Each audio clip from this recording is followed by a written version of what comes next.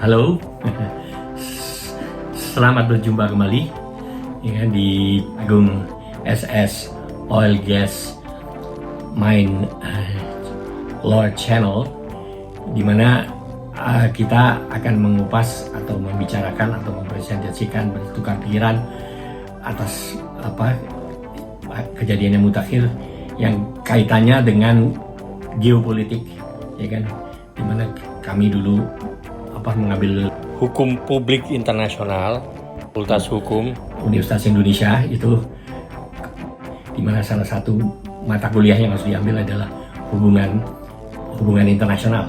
Nah, di mana salah satu yang menarik adalah referensi daripada buku yang kami baca pada saat itu adalah Morgenthau, Political Among Nations, di mana di situ ada sphere of influence, yaitu pengaruh dari negara-negara adidaya untuk mempengaruhi negara-negara di sekitarnya di satu wilayah tertentu, perebutan pengaruh negara adidaya.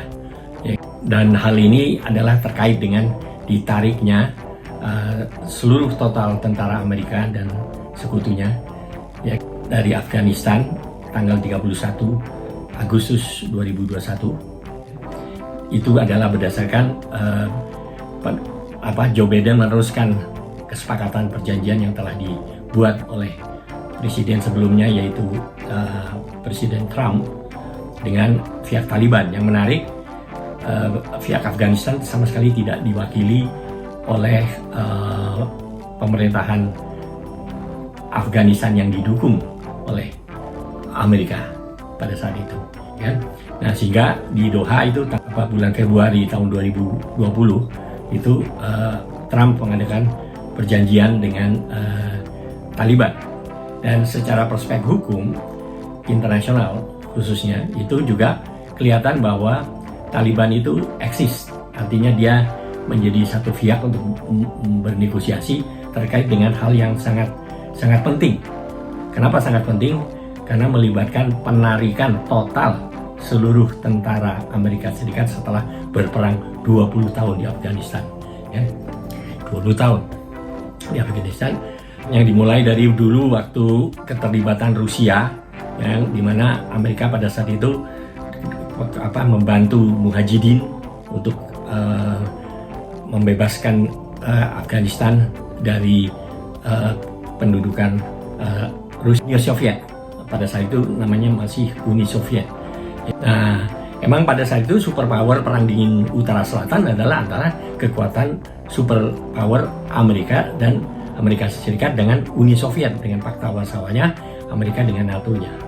Nah, itu udah biasa itu kalau udah ada negara adidaya itu berebutan pengaruh di setiap region. Terutama region itu, daerah situ ada potensial kekayaan sumber daya alam, yaitu minyak, gas, barang tambang, ya kan, kurang lebih mineral itu yang akan sangat berguna untuk mendukung kekuatan daripada kekuatan negara adidaya itu.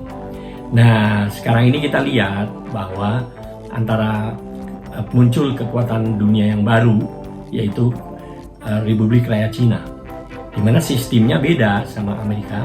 Sistemnya adalah secara politis dia totaliter dan komunis, sedangkan secara ekonomi itu termasuk peningkatan target untuk menjalankan obor atau jalur sutra modern atau disebut dengan juga BRI, jadi Belt Road Initiative. Nah, itu kita lihat bahwa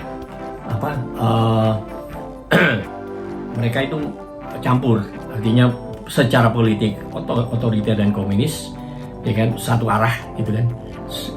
Sedangkan kalau secara ekonomi kapitalis, dan itu terbukti mereka ternyata berhasil menjadi negara superpower yang melampaui yang lainnya kecuali Amerika. Jadi sekarang mereka bersaing nih antara Amerika dengan Republik Rakyat Cina. Nah, penarikan tentara pasukan Amerika ini sebenarnya juga polisinya, kebijakannya dari Trump waktu dia jadi presiden adalah American First, dalam pengertian prioritas pertama dia merasa bahwa perundingan-perundingan tingkat global yang dibuat oleh Amerika, misalnya dengan World Bank atau IMF, ya kan, atau segala macam institusi-institusi mendunia begitu, itu kan ada sponsor-sponsornya.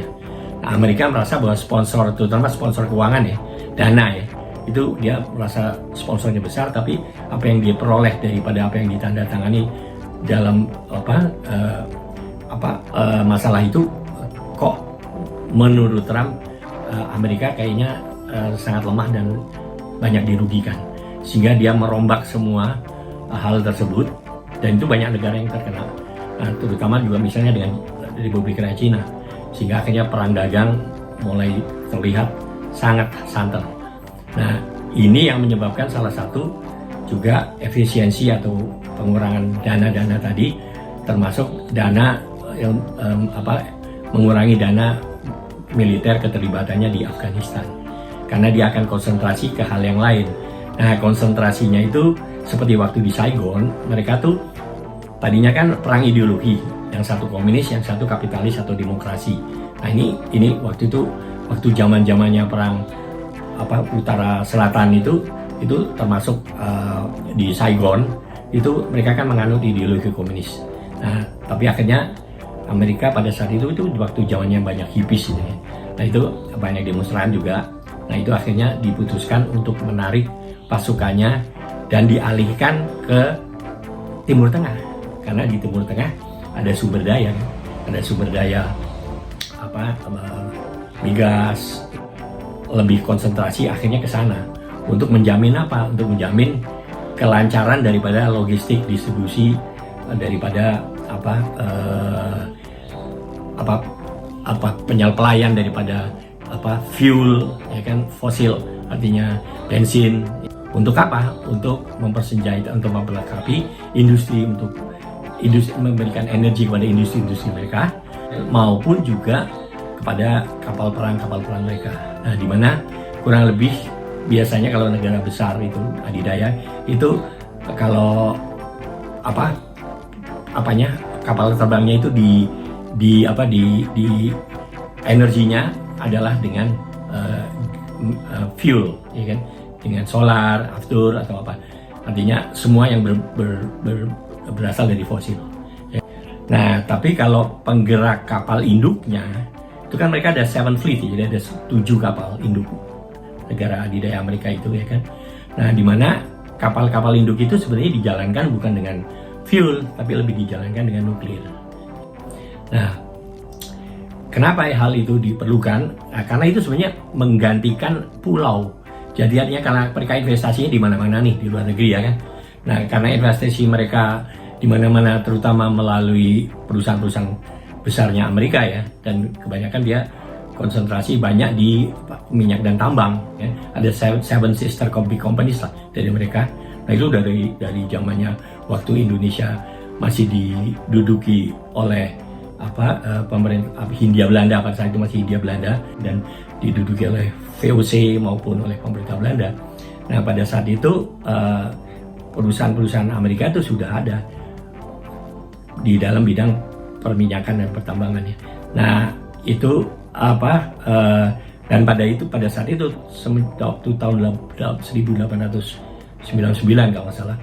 Nah, itu kan ada hukum Belanda tuh ordonasi main reglement, artinya undang-undang mengenai pertambangan perminyakan itu di Belanda itu kurang lebih intisarinya sistem minyaknya itu adalah kepemilikan hak untuk mengelola pertambangan dan perminyakan sama gas itu waktu zamannya Belanda itu dikenal dengan konsesi.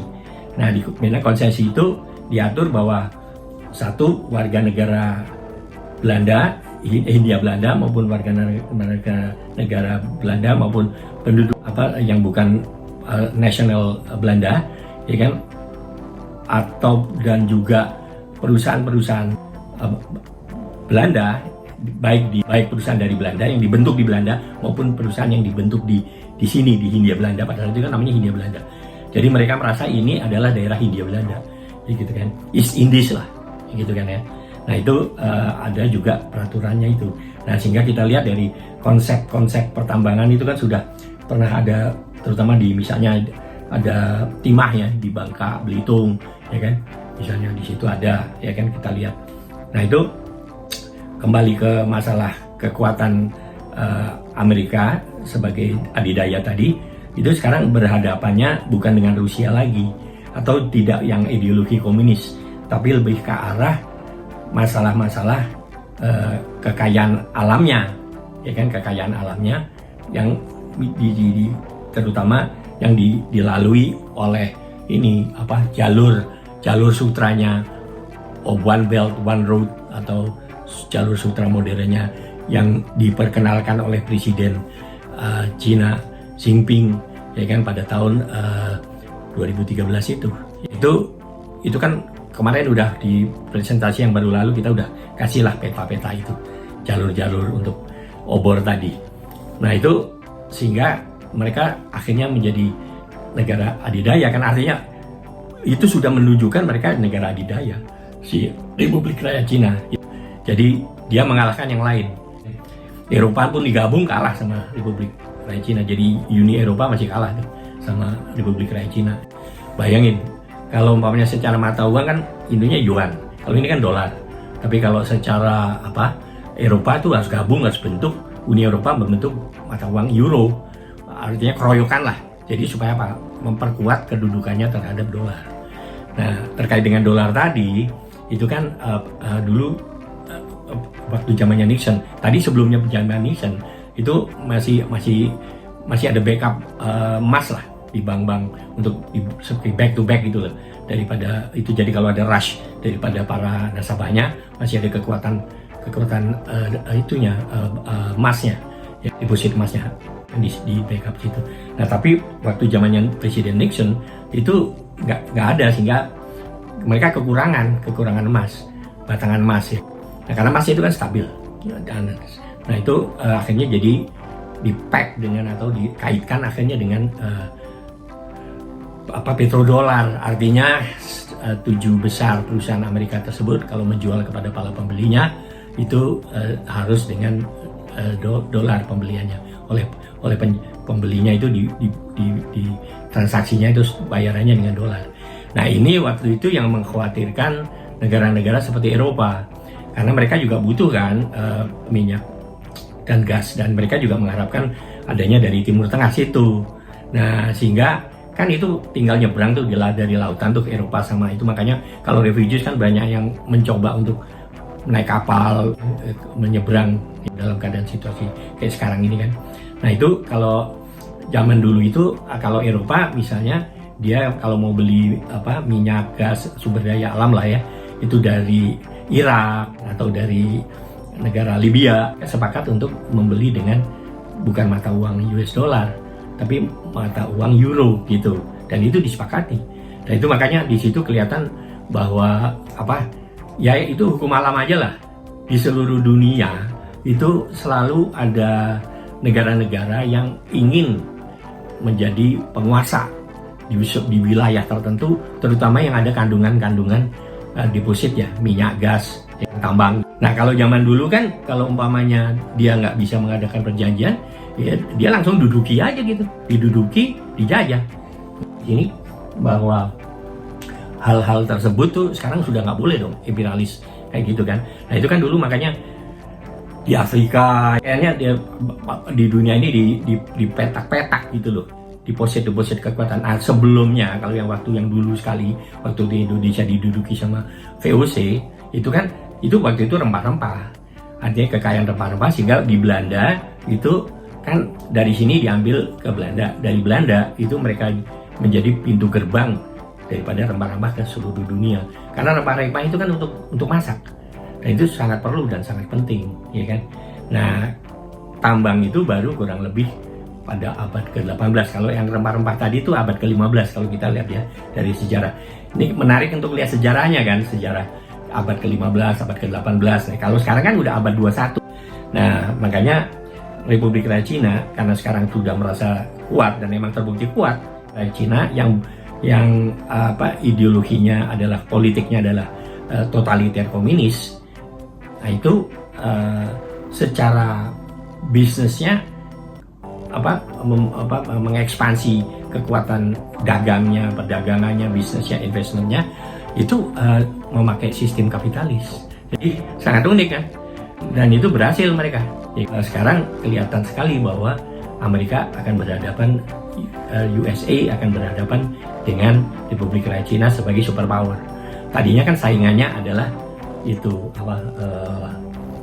Uni Soviet, tapi dengan balkanisasi akhirnya Uni Soviet pecah, sehingga karena pecah kekuatannya tidak ada lagi, sehingga akhirnya Fakta Warsawa juga nggak bisa disponsori lagi secara pendanaan mau apa, akhirnya bubar di Fakta Warsawa. Sekarang makanya timbullah satu kekuatan besar baru, terutama kelihatan sekali pada saat waktu setelah 20 tahun perang dengan melibatkan, kalau menurut mantan wakil presiden Indonesia ya, JK, itu dia memberikan informasi itu kurang lebih besarnya triliunan itu sebesar 12 kali daripada karena anggaran pendapatan belanja Republik Indonesia 1 tahun. 12 kali, ya kan? Tapi ternyata apa? Ternyata tidak bisa menjamin terbentuknya satu pemerintahan atau militer yang kuat, sehingga mereka jadi bubar. Taliban yang menang sekarang kan, ya kan, dengan ditariknya itu Taliban, pada faktanya Taliban. Nah, Taliban itu sistemnya lain lagi, sistem melakukan pemerintahannya tuh dia berdasarkan agama tertentu. Kalau mereka ya agama Islam, cuman tafsirannya beda-beda. Soalnya kan kayak seperti negara Islam, Saudi Arabia juga negara Islam, tapi Pakistan juga kan, makanya Pakistan dulu kan pecah tuh. Jadi tadinya kan bagian dari India. Mahatma Gandhi berusaha untuk menyatukan, tapi akhirnya dia dibunuh oleh orang yang merasa bahwa India adalah Hindu, jadi nggak bisa, India Islam nggak bisa. Akhirnya pecah kan, ada Bangladesh, ada India, terus ada Pakistan itu. Nah, Pakistan ini kan berbatasan dengan Afghanistan. Nah, nanti menarik karena mau nggak mau kekuasaan dari Taliban itu sesuai dengan janjinya, dia komitmen di press conference oleh juru bicaranya, dia juga mengatakan bahwa dia tidak akan dia agak moderat lah, artinya tidak akan mendapatkan seperti yang dulu pernah dialami gitu. Karena dia kan secara financial, secara keuangan dia harus ada. Perlu dipikirkan rakyat Afghanistan kan udah capek dengan perang. Nah, makanya super kekuatan dua inilah yang kita lihat sekarang memainkan peranannya di dunia, sehingga sebenarnya terjadi utara selatan Uni Soviet Amerika sudah nggak ada, ya kan? Nah, sekarang lebih ke arah berhadapan dengan Republik Rakyat Cina, baik secara politik, secara ekonomi. Ya, itu sering dikupas. Saya senang itu kalau Al Jazeera. Jadi dia bukan hanya buat berita begitu aja, bukan. Buat berita sambil menganalisa apa sebenarnya yang terjadi.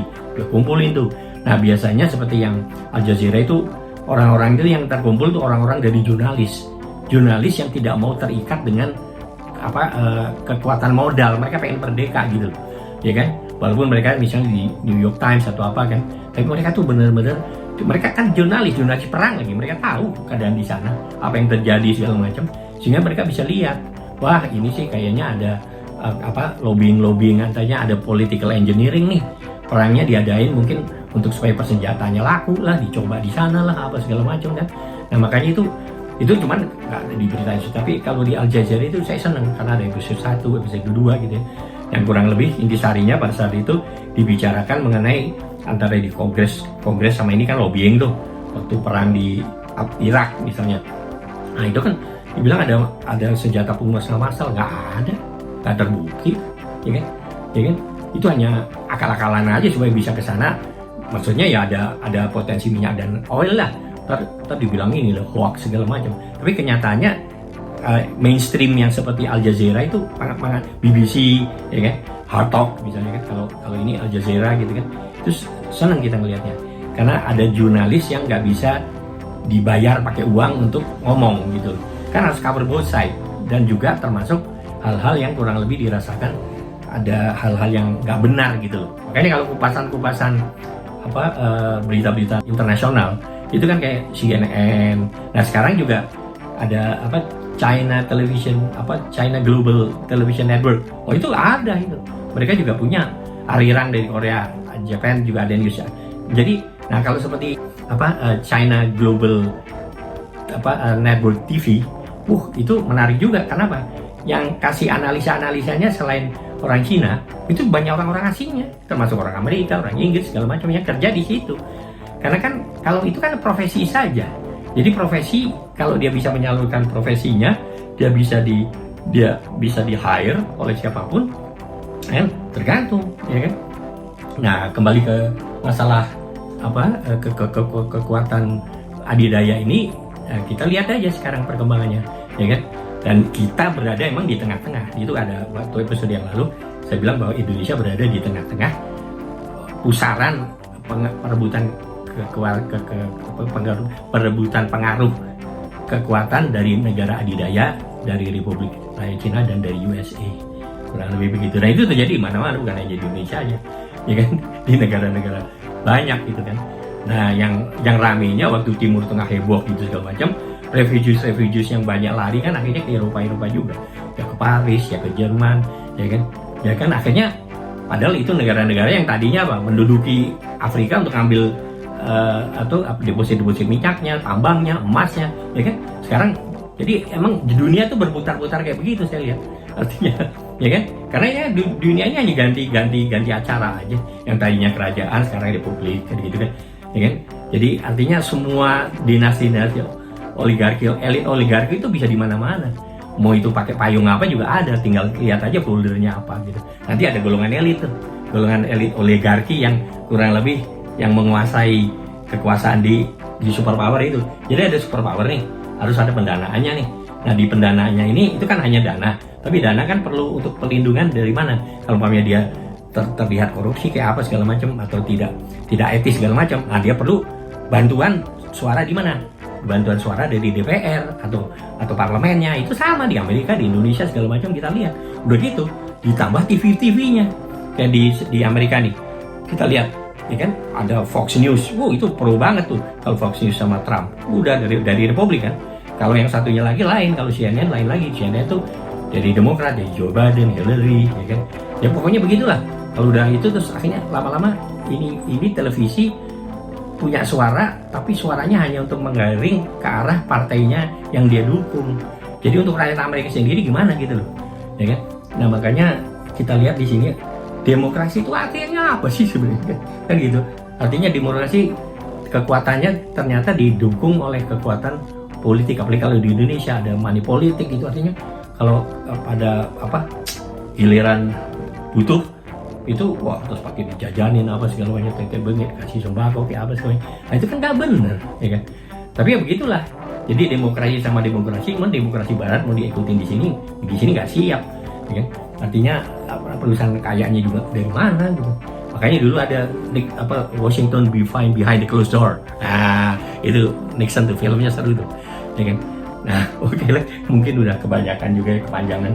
Tapi intisarinya itulah, sangat menarik, terutama bagi kita yang sekarang bisa mempunyai channel YouTube sendiri, di mana kita bisa mengeluarkan upaya berusaha untuk mengkontribusi lah pengalaman kita atau wawasan pikiran-pikiran kita, kalau bisa yang independen gitu ya.